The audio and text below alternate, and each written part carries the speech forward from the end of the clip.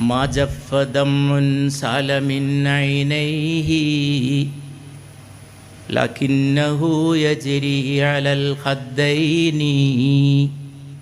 بحب قلبي سيد الكونين والدمع من عينيه سال سجيما صلوا عليه وسلموا تسليما يا أكرم الكرماء على أعتابكم عمر الفقير المرتجي لجنابكم أرجو عطاء على البكاء ببابكم والدمع من عينيه سال سجيما സല്ലു അലൈഹി വസല്ലിമു തസ്ലീമ. പരിശുദ്ധ നബിയുടെ റൗളയിൽ ചെല്ലുമ്പോൾ സല്ലല്ലാഹു അലൈഹി വസല്ലം, ഇപ്പോഴും എന്നെ ഏറ്റവും പിടിച്ചൊലക്കുന്ന ഒരു രംഗം, എത്രയോ മനുഷ്യന്മാർ കരയുന്നുണ്ടാവും സല്ലല്ലാഹു അലൈഹി വസല്ലം. ആ കരയുന്ന കൂട്ടത്തിൽ ചിലപ്പോൾ തോളത്തൊരു കുട്ടിയെ ഇരുത്തിയ പിതാവുണ്ടാവും, ഒരു ആഫ്രിക്കക്കാരൻ, അല്ലെങ്കിൽ ഒരു ചൈനക്കാരൻ, അല്ലെങ്കിൽ ഒരു അമേരിക്കക്കാരൻ.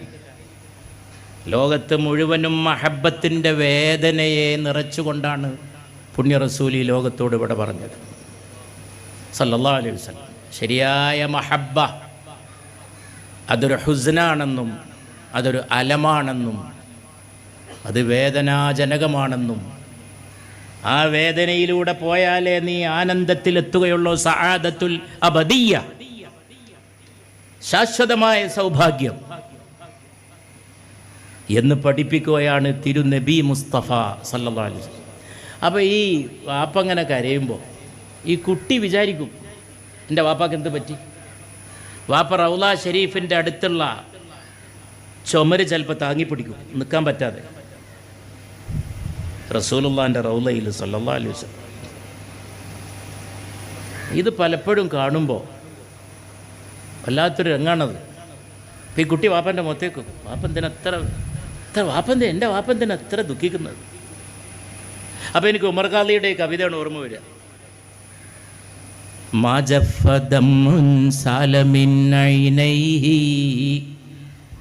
മമ്പുറം തങ്ങളുടെ ശിഷ്യനായിരുന്നുവല്ലോ ഉമർ ഖാദി, ഉമർ ഖാദിയുടെ ഷെയ്ഖായിരുന്നല്ലോ മമ്പുറം തങ്ങൾ. ഉമർ ഖാദി പറയാണ്, അയാളുടെ കണ്ണിലെ കണ്ണീര് വറ്റിയിട്ടില്ല. ആഹാ, ആര്? അയാളുടെ, ആ നിൽക്കണ അയാളുടെ.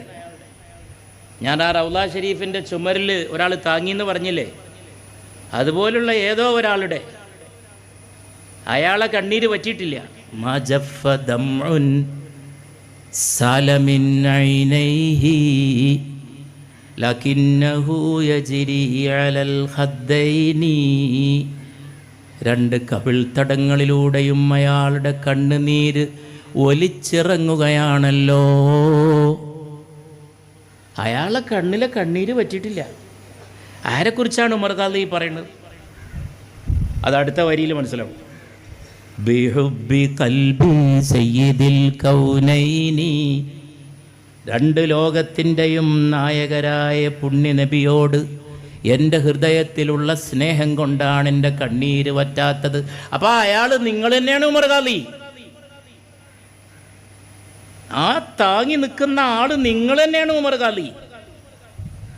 അയാൾ അറബി ഭാഷയുടെ നഹ്വ് പ്രകാരം ഞാൻ എന്നാണ് ഉമർ ഖാദി അവിടെ പറയേണ്ടത്. മാ ജഫ ദമുൻ സാലമിൻ ഐനൈഹി. ഏതോ ഒരാളെന്ന് പറഞ്ഞിട്ടാണ് തുടങ്ങുന്നത്. ലകിന്നഹു യജ്രി അലൽ ഖദ്ദൈനി. അയാളുടെ രണ്ട് കവിൾത്തടത്തിലൂടെയും കണ്ണുനീര്. ഇതൊക്കെ തന്നെയാണ് ദീന്. റസൂലുള്ളാഹിൻ്റെ മഹബത്തിൻ്റെ ഒരു തുള്ളി കണ്ണീരിൻ്റെ ഉപ്പറിയാത്തവൻ ഈ ദീന് മനസ്സിലാക്കിയിട്ടില്ല, ഈ ദീനിൻ്റെ ആത്മീയത മനസ്സിലാക്കിയിട്ടില്ല സല്ലല്ലാഹു അലൈഹി വസല്ലം. ഇതൊക്കെ തന്നെയാണ് മമ്പുറം തങ്ങളുടെ ഒരുക്കം, ഇതൊക്കെ തന്നെയാണ് മമ്പുറം തങ്ങളുടെ പോരാട്ടവും, ഇതൊക്കെ തന്നെയാണ് മമ്പുറം തങ്ങളുടെ മൗനം, ഇത് തന്നെയാണ് മമ്പുറം തങ്ങളുടെ സമരവും. സമരവും മൗനവും, അതൊക്കെ ഇതിൽ നിന്നാണ് ഉത്ഭവം കൊണ്ടത്. എൻ്റെ പ്രിയപ്പെട്ട മലയാളം എനിക്ക് തിരിച്ചു തരൂ. എൻ്റെ മലയാളം, ഭാഷകളെല്ലാം പഠിക്കാം, നമ്മൾ അതിനാരും എതിരല്ല. ഭാഷ പഠിക്കണം, എത്ര ഭാഷ കൂടുതൽ പഠിക്കുന്നു അത്രയും നല്ലതാണ്. പക്ഷേ നിങ്ങൾ എൻ്റെ മുമ്പിൽ വന്നിട്ട് അല്ലെങ്കിൽ വേറെ എവിടെയെങ്കിലും വന്നിട്ട് എൻ്റെ നാട്ടിലെ ഗ്രാമത്തിലെ ജനങ്ങളുടെ മുമ്പിൽ വന്നിട്ട്, ഞാനൊരിക്കൽ എൻ്റെ നാട്ടുകാരൊപ്പം ഇരിക്കുകയായിരുന്നു, ഒരാൾ കയറി വന്നിട്ട് എന്നോട് ഇംഗ്ലീഷ് പറയാൻ തുടങ്ങി. ഇയാൾ മലയാളിയാണ്. അപ്പോൾ അത് എൻ്റെ അടുത്തിരിക്കുന്നവർക്ക് ഇംഗ്ലീഷ് അറിയില്ല എന്ന് മനസ്സിലാക്കിയിട്ടാണ് അയാൾ ഇംഗ്ലീഷ് പറയുന്നത്. ചുരുക്കി പറഞ്ഞാൽ എൻ്റെ അപ്പുറത്തും ഇപ്പുറത്തും ഇരിക്കുന്നവരെ ഇൻസൾട്ട് ചെയ്യാനാണ് അയാൾ ഇംഗ്ലീഷ് പറയുന്നത്. അവരോടാണ് ഉമർ ഖാലി നൂറ്റാണ്ടുകൾക്ക് മുമ്പ് ഒരു ചോദ്യം ചോദിച്ചത്, മാതാ തഖൂലു യാ ബത്താർ. ചാവക്കാട്ട് കൊണ്ടുവന്നിട്ട് അറസ്റ്റ് ചെയ്ത് വെച്ചപ്പോൾ ഉമർ ഖാലിയുടെ ആവശ്യങ്ങൾക്ക് മുമ്പിൽ ഓരോന്ന് പുലമ്പാൻ തുടങ്ങിയ ബ്രിട്ടീഷ് ഓഫീസറോട് ഉമർ ഖാലി ചോദിച്ച ചോദ്യമാണ്, മാതാ തഖൂലു യാ ബത്താർ. ഇത് സാമ്രാജ്യത്വത്തിനെതിരെയുള്ള സമര പോരാട്ടത്തിൻ്റെ കാഹളമാണ്. ഈ പോരാട്ടങ്ങളാണ് ഒരു ജനതയെ രൂപീകരിച്ചത്. ആ പോരാട്ടങ്ങളാണ് ഒരു ജനതയെ മുന്നോട്ട് പോകാൻ സജ്ജമാക്കിയത്. പിന്നീട് അതിലേക്ക് പലരും കടന്നു വന്നു. വാരിയംകുന്നത്ത് കുഞ്ഞഹമ്മദ് ഹാജി വന്നു. വാരിയംകുന്നൻ ഇവരാരും ഒന്നും അറിയാത്തവരൊന്നും ആയിരുന്നില്ല. അദ്ദേഹത്തിൻ്റെ ഭാര്യ ബ്രിട്ടീഷ് ഓഫീസർക്ക് കത്തയച്ചത് ഇംഗ്ലീഷിലാണ്. ഒന്ന് ആലോചിച്ച് നോക്കണം. അവരവിടുത്തെ മഹല്ല് കമ്മിറ്റിയുടെ മെമ്പറായിരുന്നു. വാരിയംകുന്നൻ കുഞ്ഞഹമ്മദ് ഹാജിയുടെ ഭാര്യ. എന്നാൽ ഇത് ഇന്ത്യക്ക് സ്വാതന്ത്ര്യം കിട്ടുന്നതിന് 10-20 കൊല്ലം മുമ്പ്. അവരൊന്നും മോശക്കാരായിരുന്നില്ല. ബാപ്പയെ അന്തമാനിലേക്ക് പിടിച്ചുകൊണ്ടു പോകുന്നത് കണ്ട് വളർന്ന മകനാണ് കുഞ്ഞഹമ്മദ്. പിടിച്ചാണ്ട് കൊണ്ടുപോവുകയാണ് മക്കളെ മുമ്പെന്ന് വാപ്പാനെ. ഇനി വാപ്പാനെ കാണുന്ന യാതൊരു ഗ്യാരണ്ടിയില്ല. അത് കണ്ട് വളർന്ന മകൻ വീരപോരാളിയായിട്ട് മാറി. ബ്രിട്ടീഷുകാർ അറസ്റ്റ് ചെയ്ത് കൊണ്ടുവന്ന് നിർത്തിയപ്പോൾ, ഓരോന്ന് പറയാൻ തുടങ്ങിയപ്പോൾ, ഭീഷണിപ്പെടുത്താൻ തുടങ്ങിയപ്പോൾ, വരുന്ന വഴിക്ക് വാരിയംകുന്നം കുഞ്ഞഹമ്മദ് ഹാജിയുടെ ശരീരത്തിലെ ചില രോമങ്ങൾ പറിച്ചിരുന്നു ബ്രിട്ടീഷുകാർ. ഒരു ദയയും അവർ സ്വാതന്ത്ര്യ പോരാളികളോട് കാണിച്ചിരുന്നില്ല.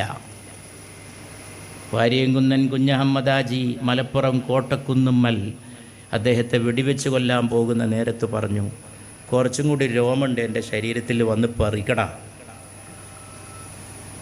എന്ന് പറഞ്ഞു. അദ്ദേഹത്തെ വേറൊരാവശ്യം അദ്ദേഹം അവരോട് മുന്നാലെ ഉന്നയിച്ചു. നിങ്ങളിവിടെ ആൾക്കാരെ കൊല്ലുമ്പോൾ കണ്ണ് കെട്ടിയിട്ടാണ് കൊല്ലാറുള്ളതെന്ന് കേട്ടിട്ടുണ്ട്. വെടിവെക്കുമ്പോൾ നിങ്ങൾ കണ്ണ് കെട്ടും, എന്നെ കണ്ണ് കെട്ടണ്ട. ഞാൻ തുറന്നു പിടിച്ച കണ്ണുകളുമായി നിൽക്കുമ്പോൾ വേണം എന്നെ വെടിവെക്കാൻ എന്ന് പറഞ്ഞ പോരാളി. അദ്ദേഹത്തിൻ്റെ നാട്ടിന് അദ്ദേഹം പേരിട്ടത് മലയാള രാജ്യം എന്നാണ്. മനസ്സിലാക്കണം. 100 ചില്ലാൻ കൊല്ലം മുമ്പാണ് ഈ സംഭവം. ഇത് 2026 നമ്മളിവിടെ കൂടിയിട്ടുള്ളത്. 920കളിലാണ് ഈ സമരം. 100 കൊല്ലം കഴിഞ്ഞിരിക്കുന്നു. തൻ്റെ രാജ്യത്തിന് അദ്ദേഹം പേരിട്ടത് മുസ്ലിം നാട് എന്നല്ല, ഇസ്ലാമിക നാട് എന്നല്ല, മലയാള നാട്, മലയാള രാജ്യം. അദ്ദേഹത്തിൻ്റെ ഉറ്റ സുഹൃത്ത് MP നാരായണ മേനോനായിരുന്നു. നാരായണ മേനോനെ പറ്റി ഒരു പുസ്തകം എഴുതിയിരുന്നു അദ്ദേഹത്തിൻ്റെ പേരക്കുട്ടി. അത് പ്രകാശനം ചെയ്ത ചടങ്ങിൽ കോഴിക്കോട്ട് പങ്കെടുത്തത് എൻ്റെ ജീവിതത്തിലെ വലിയൊരു ഓർമ്മയാണ്. ഞാൻ മലപ്പുറത്തുനിന്ന് പാർലമെൻറ്റിലേക്ക് ഉപതെരഞ്ഞെടുപ്പിൽ മത്സരിച്ചപ്പോൾ നാരായണ മേനോൻ്റെ കുടുംബക്കാർ ഒന്നടങ്കം മങ്ങാടിപ്പുറത്ത് തന്നെ കാണാൻ വന്നത് രോമാഞ്ചജനകമായ ഓർമ്മയാണ്. അന്ന് ആ പുസ്തക പ്രകാശന ചടങ്ങിൽ നാരായണ മേനോൻ്റെ പേരക്കുട്ടി എന്നോട് പറഞ്ഞു, എൻ്റെ മുത്തച്ഛനെ മാപ്പിളാർ വിളിച്ചിരുന്നത് എന്താണെന്ന് സമദാനി സാഹിബിന് അറിയാലോ? ഞാൻ പറഞ്ഞു, എനിക്കറിയാം. എൻ്റെ മുത്തച്ഛനെ മാപ്പിളാർ വിളിച്ചിരുന്ന പേര് അബൂ താലിബ് എന്നാണ്. അബൂ താലിബ് പുണ്യ റസൂലിനെ സ്നേഹിച്ച് പരിപാലിച്ച് പോറ്റി വളർത്തിയ, എന്നാൽ മുസ്ലിം അല്ലാത്ത, പിതൃവ്യനായ, പിതൃ സഹോദരനായ, അലിയുടെ പിതാവായ 4-ാം ഖലീഫ അലി ഇബ്നു അബീ താലിബിൻ്റെ വന്യ പിതാവായ അലി ഇബ്നു അബീ താലിബ്. ഈ പേര് MP നാരായണ മേനോന് ലഭിച്ചു എന്നുള്ളത് എന്തൊക്കെ കാര്യങ്ങളാണ് സംസാരിക്കുന്നത്, വാള്യങ്ങളാണ് സംസാരിക്കുന്നത്. വാള്യങ്ങളുള്ള ഗ്രന്ഥങ്ങളിൽ എഴുതി വെച്ചാൽ തീരാത്ത ചരിത്രമാണത്. ഇതിനെക്കുറിച്ചൊക്കെ അന്വേഷണങ്ങൾ നടക്കട്ടെ. മഹല്ല് ഫെഡറേഷൻ്റെ ഈ പരിപാടി ഇതിലൊതുങ്ങാതെ, പ്രിയപ്പെട്ടവരെ, എൻ്റെ പ്രിയപ്പെട്ട സുഹൃത്ത് നാസർ ഫൈസി സാഹിബ്, എൻ്റെ ബഹുമാന്യ സുഹൃത്ത് ഷാഫി ഹാജി സാഹിബ്, വ്യാപകമായ പഠനങ്ങളിലേക്ക് വാതിൽ തുറക്കാൻ ദാറുൽ ഹുദ പോലുള്ള സ്ഥാപനങ്ങൾ അതിന് പ്രാധാന്യം കൊടുക്കട്ടെ. കൂടുതൽ ഗവേഷണങ്ങൾ, കൂടുതൽ അന്വേഷണങ്ങൾ. അപ്പോൾ ഒരുപാട് നിധി കിട്ടും. ഞാൻ എൻ്റെ വാക്കുകൾ ഉപസംഹരിക്കുന്നില്ല. നമ്മുടെ പ്രിയപ്പെട്ട MLA, എൻ്റെ പ്രിയ സ്നേഹിതൻ സമീർ സാഹിബ് അടക്കമുള്ളവരൊക്കെ ഇവിടെ എത്തിച്ചേർന്നിട്ടുണ്ട്. അവരൊക്കെ സംസാരിക്കാനുണ്ട്. ഞാൻ ചില കാര്യങ്ങൾ ഇതുപോലൊരു സമയത്ത് പറയാൻ തോന്നിയത് പറഞ്ഞു. തിരിഞ്ഞു നടക്കുക, ഓർമ്മകളുണ്ടായിരിക്കട്ടെ, മറവി രോഗത്തെ സൂക്ഷിക്കുക. ഒക്കെ മറന്നാൽ അവസാനം ഒന്നും ബാക്കി ഉണ്ടാവില്ല.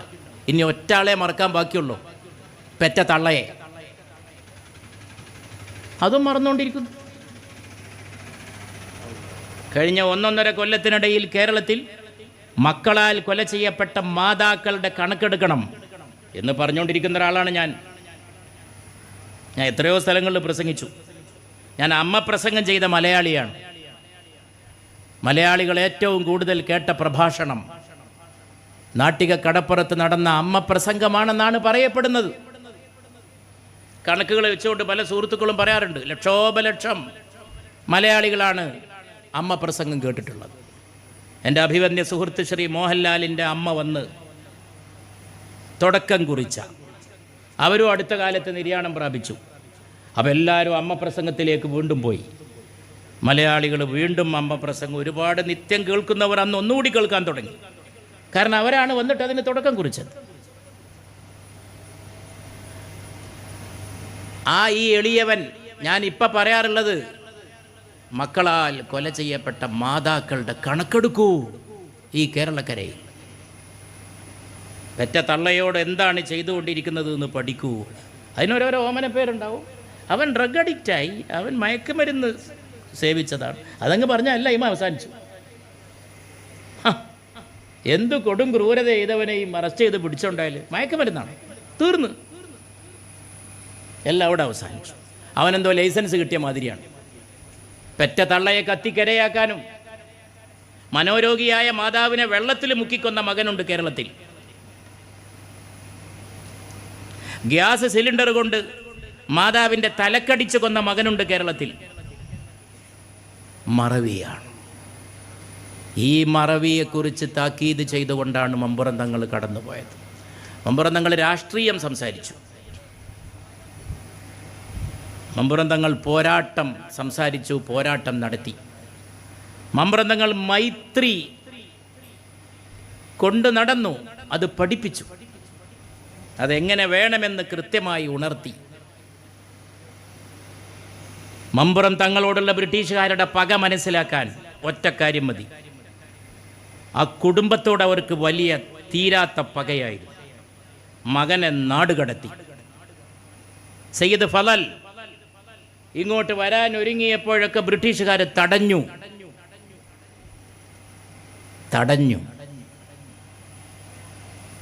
ഒരു ഘട്ടത്തിൽ സയ്യിദ് ഫളലിനെ ഇങ്ങോട്ട് കൊണ്ടുവരാൻ ഏറ്റവും വലിയ ശ്രമം നടത്തിയത് സ്വാതന്ത്ര്യ സമരത്തിലെ മഹാപോരാളിയായ മുഹമ്മദ് അബ്ദുറഹ്മാൻ സാഹിബാണ്. കാരണം മമ്പുറം തങ്ങളുടെ മകൻ, ആ മകനാണ് ഈ നാടിൻ്റെ പുത്രൻ. എന്നിട്ട് പോലും അവർ ഇവിടെ ഇറങ്ങാൻ സമ്മതിച്ചില്ല. അബ്ദുറഹ്മാൻ സാഹിബിൻ്റെ ശ്രമഫലമായി പിന്നീട് പുതിയൊരു ഉണർവ് വന്നു. മമ്പുറം തങ്ങൾക്ക് ശേഷം ഇതേ മമ്പുറം പരിസരത്ത് ഒരു കൃഷഗാത്രനായ പണ്ഡിതൻ ആ ദൗത്യം ഏറ്റെടുത്തു, ആലി മുസ്ലിയാർ. വീണ്ടും വസന്തം, വീണ്ടും പോരാട്ടം. ലക്ഷദ്വീപിൽ ദർസ് നടത്തിയിരുന്ന ആലി മുസ്ലിയാർ,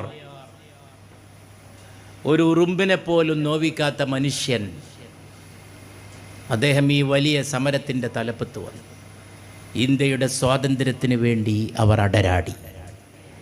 ആ സ്വാതന്ത്ര്യ സമരത്തിലേക്ക് പിൽക്കാലത്ത്, ആലി മുസ്ലിയാരുടെ കാലത്തല്ല, അതിനൊക്കെ മുമ്പ് തന്നെ കടന്നു വന്നത് മോഹൻദാസ് കരംചന്ദ് ഗാന്ധിയാണ്.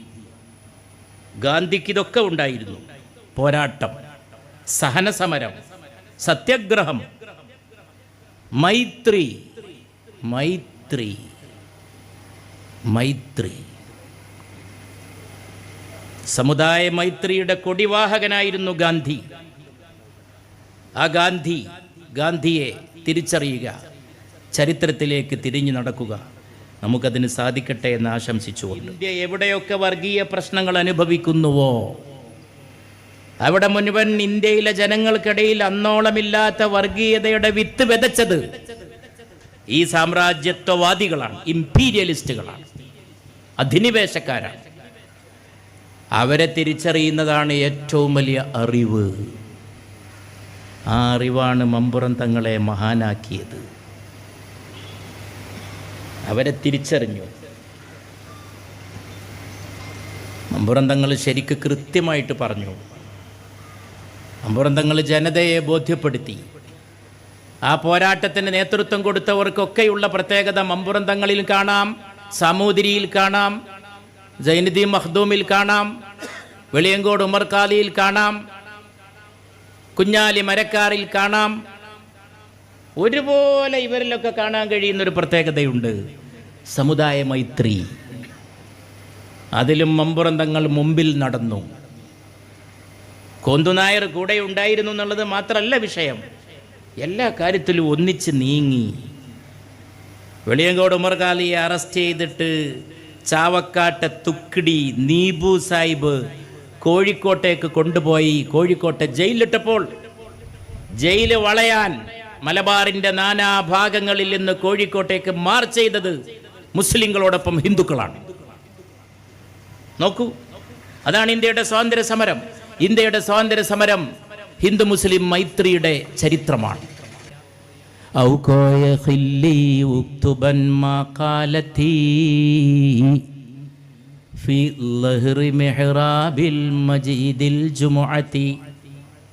പരപ്പനങ്ങാടിയിലായിരുന്നു ഔക്കോയ മുസ്ലിയാർ. അവിടുത്തെ മസ്ജിദിലെ മെഹ്റാബിൻ്റെ മുതുകിൽ ലഹ്റി മെഹ്റാബിൽ മജീദിൽ ജുമുഅത്തി, അവിടെ കൊണ്ടുപോയിട്ട് ഔക്കോയ എൻ്റെ ഈ കവിത എഴുതി വെക്കണം. ആ കവിതയിൽ എന്തൊക്കെയാണ് പറയുന്നത്?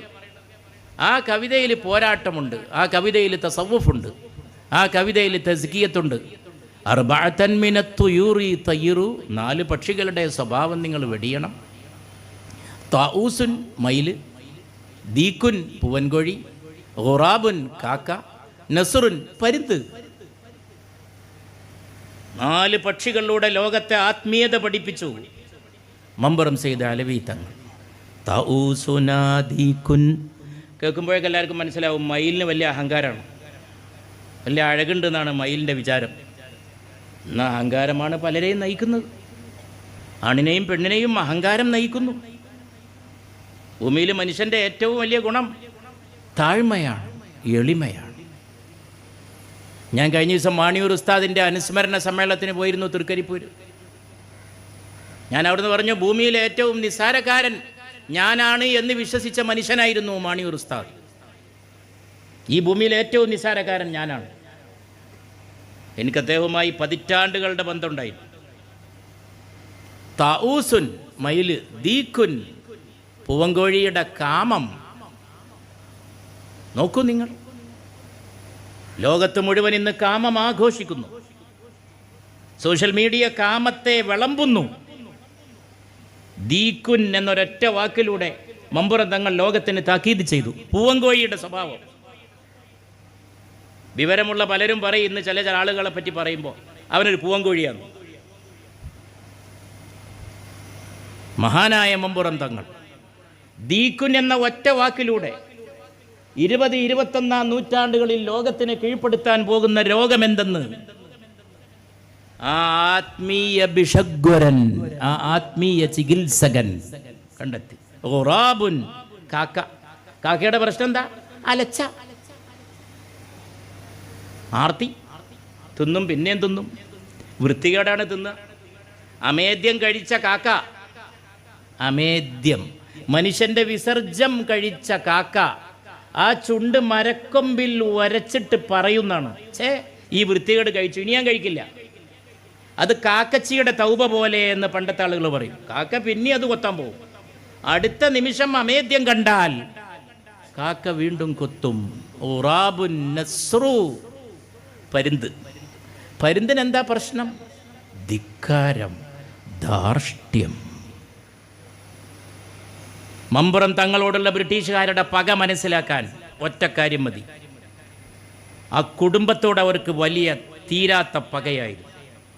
മകനെ നാടുകടത്തി. സയ്യിദ് ഫളൽ ഇങ്ങോട്ട് വരാൻ ഒരുങ്ങിയപ്പോഴൊക്കെ ബ്രിട്ടീഷുകാർ തടഞ്ഞു.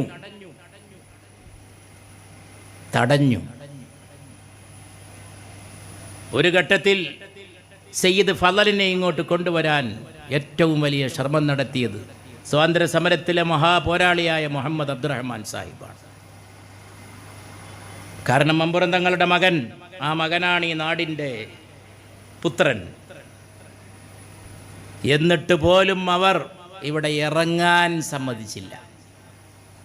അബ്ദുറഹ്മാൻ സാഹിബിൻ്റെ ശ്രമഫലമായി പിന്നീട് പുതിയൊരു ഉണർവ് വന്നു. മമ്പുറം തങ്ങൾക്ക് ശേഷം ഇതേ മമ്പുറം പരിസരത്ത് ഒരു കൃഷഗാത്രനായ പണ്ഡിതൻ ആ ദൗത്യം ഏറ്റെടുത്തു, അലി മുസ്ലിയാർ. വീണ്ടും വസന്തം, വീണ്ടും പോരാട്ടം. ലക്ഷദ്വീപിൽ ദർസ് നടത്തിയിരുന്ന ആലി മുസ്ലിയാർ, ഒരു ഉറുമ്പിനെ പോലും നോവിക്കാത്ത മനുഷ്യൻ, അദ്ദേഹം ഈ വലിയ സമരത്തിൻ്റെ തലപ്പത്ത് വന്നു. ഇന്ത്യയുടെ സ്വാതന്ത്ര്യത്തിന് വേണ്ടി അവർ അടരാടി. ഞാൻ വീണ്ടും ആ കാവ്യശകലം ഉദ്ധരിച്ചുകൊണ്ട് എൻ്റെ എളിയ സംസാരം അവസാനിപ്പിക്കുന്നു. ഇനിയൊന്നു തിരികെ നടക്കണം, ഇനിയൊന്നു തിരികെ നടക്കണം. തിരികെ ഒന്ന് നടക്കണം. കുറേ അതിലെ മുമ്പോട്ട് പോകണം. എനിക്കൊന്ന് തിരിച്ചു പോകണം. എനിക്ക് തിരിച്ചു പോകണം. എനിക്ക് തിരിച്ചു പോയിട്ട് തോട്ട് ചാടണം. എനിക്ക് തിരിച്ചു പോയിട്ട് എൻ്റെ പഴയ ഗ്രാമം കാണണം. എൻ്റെ ഗ്രാമത്തിൽ ജീവിച്ചിരുന്ന നല്ലവരായ മനുഷ്യന്മാരെ കാണണം. കാലമാമീലഞ്ഞിയത്ര പൂക്കളെ പൊഴിച്ചു. കാലത്തിൻ്റെ എലഞ്ഞി എത്ര കൊല്ലം പൂത്തു? എലഞ്ഞി ഇത്ര നല്ല മണമുള്ളൊരു പൂവ്. ഇവിടെ ഒരു എലഞ്ഞി പൂത്തിട്ടുണ്ടെങ്കിൽ 10 കിലോമീറ്റർ അപ്പുറം വിവരം അറിയും. കാലമാമിലഞ്ഞി എത്ര പൂക്കളെ പൊഴിച്ചു. ഓരോ കൊല്ലവും എലഞ്ഞി പൂത്ത് പൂത്ത് പൂത്ത് പൂത്ത് കാലം മുന്നോട്ട് പോയി.